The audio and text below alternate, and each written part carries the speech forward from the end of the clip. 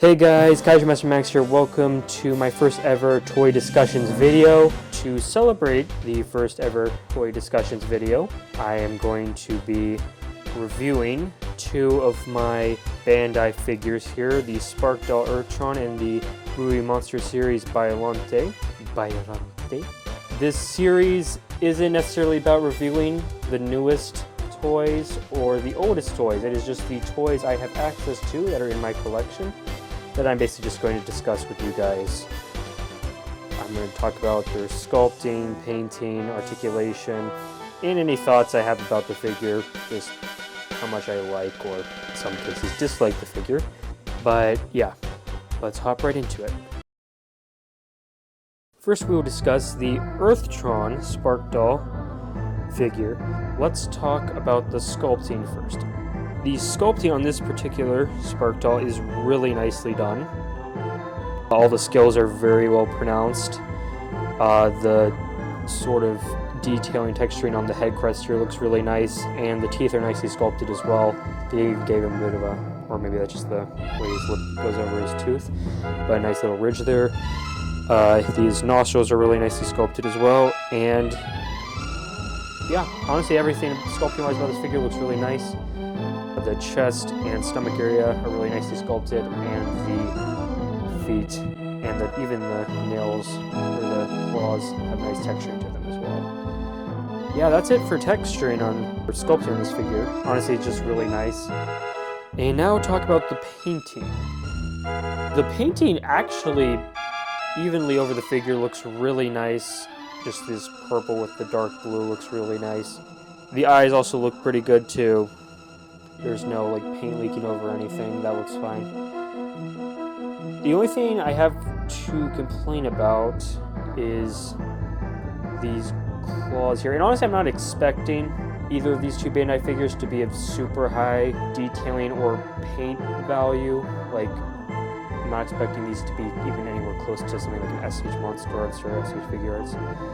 But, I mean, I don't know if Earthtron had white claws or not, but these are... actually, hold on. There's a reason why I brought this book.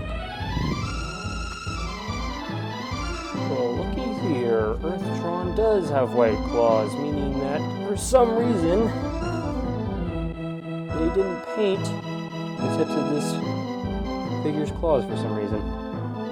So, yeah, I'm not a big fan of that. They obviously painted the toes right here, or the claws and the toes. Honestly, yeah, that all looks nice. And the teeth are the other thing, honestly, I'm not a big fan of because it's just all white there. There's no black or anything separating the teeth besides little ridges. Honestly, it looks fine, but yeah. This, honestly, I really like this Spark Doll figure. So let's go into the articulation of this figure. The arms can move around 360 if you push them past the legs here. The thunder thighs. And then we have this tail here, which can also go 360.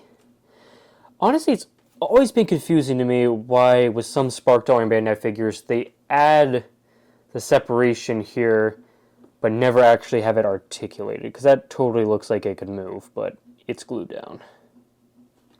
Yeah, that's glued. Yeah, it's always confused me a bit why they do that, but, you know, you can't have everything.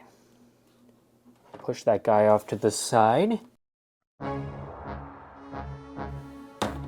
Now it's time for the big boss herself, the Movie Monster Series Biollante. I love saying that in Japanese.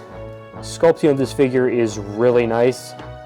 All the leaf structures here, all the spikes, all the spines, all the veins, everything looks great. The sculpting on the interior of the core, like the energy core, I honestly don't know what it's called. I should probably look that up. But the teeth here are also nicely sculpted. The tusks look really nice. The eye ridges, the nostrils, the tentacles really nicely sculpted. All these little vines and tendrils going around them as well. And the back part of the figure looks really nicely detailed as well. Yeah, overall the sculpting is really great on this figure. I really love it. And for the painting, this figure overall, honestly, like Earthtron, is really just even all over. There's not too many complicated paint jobs on this figure, but it looks really nice, the light greens and the darker greens. Also, I love how pronounced the energy core is. That looks great. And the eyes also look good. The tusks here, honestly, I'm kind of confused on why they didn't paint the underside of them and just the top. Yeah, I'm just confused on why they didn't do that. The teeth here, honestly, are very nicely painted, very separated. None of the paint bleeds over onto the red part of the mouth. And all the little tiny teeth here aren't painted at all. I'd assume that just because that would be extremely hard to do and take a long time. I don't know. Perhaps they should. I should complain. No. That honestly doesn't bother me much. Yeah.